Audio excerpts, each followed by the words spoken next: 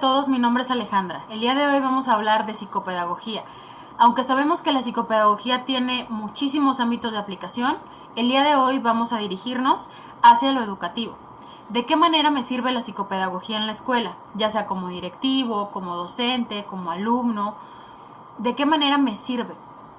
Y para esto yo creo que el primer escalón es conocer y saber que la psicopedagogía permite restaurar, modificar o incluso mejorar el aprendizaje en un individuo. ¿Cuántas veces no nos hemos topado con personas que decidieron dejar la escuela o no han tomado la iniciativa de estudiar nuevamente porque piensan que ya no van a aprender por una cuestión de malas experiencias o tal vez porque piensan que su edad ya no es la ideal para estudiar, en fin? Y la psicopedagogía justamente apunta a este sector también. ¿De qué manera podemos tratar a las personas para que puedan aprender? ¿Qué estrategias podemos darles? ¿De manera individual o grupal? El segundo punto, que creo que sin este no sería posible el primero, es el crear las condiciones y el ambiente ideal para aprender. Y no se trata nada más de la iluminación, de cómo te lleves con el maestro, no se trata nada más de cuestiones que sabemos que deben estar dentro de un ambiente de aprendizaje. Hablamos también de individualizar los procesos. O sea, cuando una persona llega a tu salón de clases es importante saber cuál es su estilo de aprendizaje, qué le gusta, qué no le gusta, tener información de él y de su alrededor para poder saber cuál es la mejor estrategia, ya sea, como les comentaba, de manera individual o grupal. En algunos casos, y aquí voy con el tercer punto, tenemos que realizar otro tipo de servicio, como por ejemplo las asesorías para la acción educativa. Y esto siempre va a ser con el pro o con la ventaja o el propósito de que el alumno aprenda, de que el alumno adquiera este aprendizaje y lo haga suyo, mediante bases psicológicas que en ocasiones no todos los docentes tienen y que al conocerlas permiten un avance impresionante. No necesariamente necesitas ser psicólogo para poder implementar estrategias o poder implementar asesorías. En ocasiones basta con que tú tengas los conocimientos básicos de la psicopedagogía para que incluso puedas detectarlo. Claro que si estamos hablando ya de una intervención, por supuesto que sí se requiere esta especialización, pero el simple hecho de saber las nociones básicas ya te permite tener otro panorama. Es como si tú estuvieras en un salón de clases con tus alumnos o en tu escuela y no pudieras ver sin lentes. Imagina que estás viendo todo borroso, todo nublado, sabes más o menos qué es lo que está pasando, pero en cuanto te ponen los lentes ves todo claro. Esto mismo sucede con la psicopedagogía. En ocasiones creemos que todo está bien, que no pasa nada, que me está funcionando, pero en realidad nada está funcionando o a lo mejor nos estamos quedando muy cortos. Todo esto que les acabo de comentar nos lleva al cuarto punto, que es el establecimiento de sistemas con equidad. Y la equidad no solamente apunta a lo que es justo para los demás y para todos, sino lo que es justo para cada persona. Es decir, que es mi obligación y es mi obligación como docente y es mi derecho como estudiante que el profesor con el que esté pueda conocer y sepa cómo abordar la etapa del desarrollo en la que estoy. Si soy un niño, si soy un adolescente, si soy un adulto, las estrategias no van a ser las mismas, no siempre va a funcionar la misma metodología. Entonces es importante conocer las particularidades de cada uno e independientemente del desarrollo, también cuál es esta historia cultural y social de los alumnos que están ahí, como les comentaba anteriormente. Todo esto no será posible sin realizar mejores contenidos. Ahorita, por ejemplo, con lo de que ha acontecido en la pandemia, nos damos cuenta que hay múltiples juegos, que hay muchísimas estrategias que podemos utilizar gratuitas incluso en internet, pero que no siempre traen buenos resultados. Y no es que la aplicación esté mal y no es que la idea de hacerlo más dinámico esté equivocada, pero en ocasiones nos topamos con que creemos que lo más colorido o creemos que lo más novedoso va a hacer que aprendan. Y si bien hay una relación entre la emoción y el aprendizaje, hay que apuntar hacia actividades o juegos que vayan de acuerdo al nivel de aprendizaje que ellos tienen. ¿Cuántas veces no nos tocó un maestro que en una materia que acabábamos de ver por primera vez nos encargaba de realizar un ensayo, por ejemplo? y pues cómo yo iba a analizar una información si apenas la estaba conociendo. No iba de acuerdo al nivel de aprendizaje que yo tenía en ese momento. Entonces la psicopedagogía también te permite hacer eso. El saber qué estrategias poner, cómo ponerlas, cómo combinar todas las herramientas que me permitan a mí hacer crecer el aprendizaje del alumno y por lo tanto también a mí crecer como docente.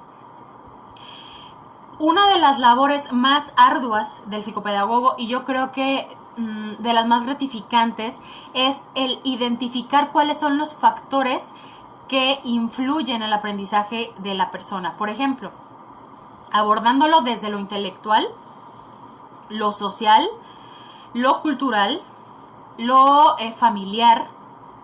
Es importante conocer todo esto y saber cómo se manejan, porque si bien nosotros como personal educativo tenemos un límite, también tenemos muchos alcances y en ocasiones por tal vez desconocerlos no hacemos más de lo que podríamos hacer. Entonces este tipo de conocimientos nos ayuda a no quedarnos siempre en el mismo lugar, a no quedarnos estancados, a no quedarnos esperando que alguien más haga algo o simplemente a no saber dirigirnos. Y fíjense que este punto actualmente creo que ha tenido también un mayor alcance, más auge, que es la parte de los programas psicopedagógicos enfocados hacia la psicoeducación. Por ejemplo, ya conocemos todas las escuelas para padres, las cuales son muy efectivas y pues bueno, claro que les recomiendo que entren a todas las que puedan, pero a veces este tipo de estrategias se utilizan en lo general. Y hay escuelas, por ejemplo, que lo requieren en lo particular.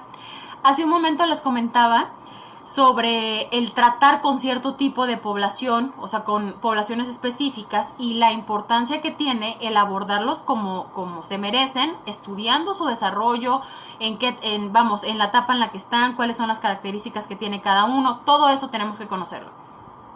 Pero ¿qué sucede cuando no lo sé? Vamos a ponernos en el caso del adolescente. Los adolescentes, cuando no se conoce lo que está pasando con ellos, las personas tienden a asumir que es una etapa difícil, que es una etapa complicada, que es una etapa en la cual es perturbadora. Pero en realidad incluso a nivel biológico es maravilloso todo lo que sucede en el cerebro, porque es un proceso de maduración. Entonces, una de las particularidades que tienen ellos, por ejemplo, incluso hay un experimento que habla de ello, es que los adolescentes no son capaces de detectar la expresión de las personas. O sea, realmente la certeza de que esa persona está experimentando una emoción. Por ejemplo, ellos pueden ver un rostro, vamos a suponer el mío ahorita, y suponer que estoy molesta o suponer que estoy muy feliz. Pero en realidad no es así. Entonces, en ocasiones esas respuestas que tienen, que pudieran ser hasta cierto punto agresivas, están relacionadas con esa percepción que tienen, que no siempre está conectada con la realidad. Entonces, ¿qué sucede? Me contestan mal y entonces yo también respondo mal y ya me enganché. Ya pienso que esto es personal. Cuando no es así. A veces cuando yo respondo de la manera que debo responder, ellos automáticamente bajan el tono, bajan la agresividad y seguimos dialogando como si nada hubiera pasado.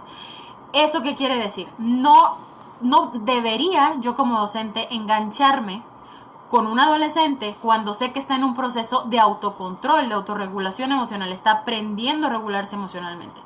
Entonces esto me lo da la psicopedagogía, las técnicas para poder detectarlo, las técnicas para poder controlarlo y el conocimiento de lo que está pasando. Entonces, si no tengo esto, pues voy a sufrir como docente. Y pues bueno, partiendo de este punto, en ocasiones también con los padres hay necesidades. Por ejemplo, llegan y te dicen es que yo no sé cómo tratar a mi hijo, o yo creo, o incluso hasta en primaria, que llegan y dicen es que mi hija no le entiende a la maestra, mi hija no le entiende a lo que yo le explico, y entonces se pueden imaginar la frustración de un niño o incluso un adolescente o de un adulto que no entiende o cree no entender lo que está recibiendo. Automáticamente se piensa que algo está mal en ti mismo. Y si bien hay que descartar en ocasiones daños, a veces solamente se trata de la estrategia y del tipo de aprendizaje. Entonces, imagínense que todos tuviéramos un psicopedagogo que nos dijera de qué manera aprendemos y que incluso los padres de ese niño o la gente, que los docentes, los profesores, de estos estudiantes supieran cuál es esta estrategia o cuál es su forma de aprender, todo será distinto.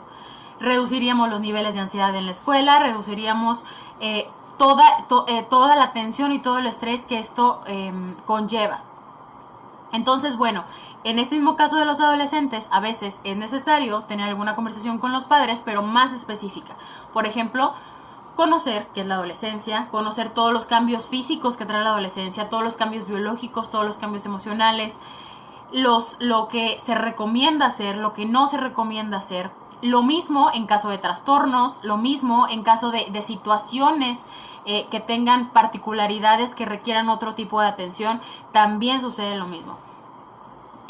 Aquí vamos a situar la psicopedagogía como lo que es un punto de partida educativo, en donde de aquí yo voy a saber cómo puedo mejorar y qué es lo que puede empeorar un proceso de enseñanza y evidentemente un proceso de aprendizaje. Entonces, no más que ser algo que es opcional, es más bien una necesidad dentro del ámbito educativo, porque atiende justamente las necesidades del estudiante y las necesidades de los docentes. ¿Cuántas veces no nos hemos topado con alumnos que nos funciona perfectamente que trabajen en dinámicas porque pensamos que todos trabajan mejor jugando, pero a lo mejor un grupo no, a lo mejor un grupo trabaja mejor con lecturas porque resulta que a ellos les gusta mucho leer, ahorita vamos a hablar de ese detalle también, les gusta mucho leer, y entonces yo pienso que algo está mal conmigo. No, lo que pasa es que yo no conozco cuál es el estilo de aprendizaje. No solamente conocemos, o sea, estamos acostumbrados a ver el visual, el auditivo, y no solamente existen esos. Existe una gama muy amplia, con estrategias muy amplias para utilizar dentro del salón de clases y fuera del salón de clases para reforzar el conocimiento o para adquirirlo. Pero eso no lo sabemos hasta que entramos a una carrera como psicopedagogía o a estudiar la psicopedagogía. Entonces esto hay que tenerlo mucho en cuenta. Otra cuestión que sucede mucho es la queja de que el alumno, por ejemplo, no trabaja, es que no hace las actividades. De entrada, pues bueno, ya sabemos que somos seres biopsicosociales. No solamente apuntamos hacia lo educativo, hacia que, vamos, me entra el 2 más 2 o no, o que si me cae bien la maestra o me trata bien la maestra. También hay factores que influyen alrededor, como es la cuestión familiar, la cuestión social, la cuestión cultural. Todo esto debe tomarse en cuenta. Vamos a suponer que todo esto aparentemente está bien. El niño, como quiera, se sigue quejando de que no le queda claro cuál es la actividad o no realiza las actividades. Entonces se asume inmediatamente que no está realizando las actividades. No, el niño no trabaja.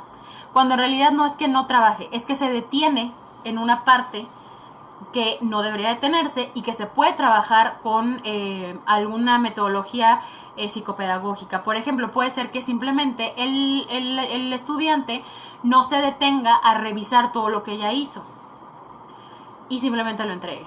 Entonces ahí está el error muchas veces. La actividad tiene muchas fases y hay que conocerlas para poder entonces dar tener certeza acerca de lo que estamos hablando. Por otra parte, también tenemos las intervenciones psicopedagógicas, que ya sería un escalón más arriba, en donde nos permite saber, incluso tratar algunos trastornos o, establecer estrategias para algunos trastornos y con esto mejorar su experiencia en la escuela. Entonces, otra área que se ve muy favorecida dentro de la escuela es la orientación educativa, porque la psicopedagogía apunta y ayuda al autoconocimiento, y no solamente al autoconocimiento como docente, sino también al autoconocimiento como estudiante. Esto va a permitir que se abran muchas puertas, porque incluso cuando tú abordas o te preocupas por esta persona y le proporcionas estrategias que le pueden servir, el mismo alumno construye el puente hacia el aprendizaje. Tú solamente lo ayudas y lo guías, pero el mismo alumno te ayuda a construir ese puente. Pero esto es muy importante saberlo. Por otra parte, es la premisa, yo creo que una de las características de la psicopedagogía, y creo que también es uno de los motivos por los cuales es muy efectiva dentro de un sector académico o educativo, es que no se posiciona desde el yo mando y tú obedeces. Se posiciona sentándote al lado tuyo. O sea, Se trata de ponerte al lado del estudiante, no ponerte arriba del estudiante y decir qué es lo que tiene que hacer, porque esa metodología no funciona, ya no funciona. Se trata de ponerte al lado del estudiante y caminar juntos y construir juntos, desde su perspectiva, no desde la tuya. Entonces, todo esto nos proporciona la psicopedagogía. Creo, la verdad, que es sumamente enriquecedora y necesaria en los ámbitos escolares, por lo que, bueno, al menos en lo personal yo la recomiendo ampliamente.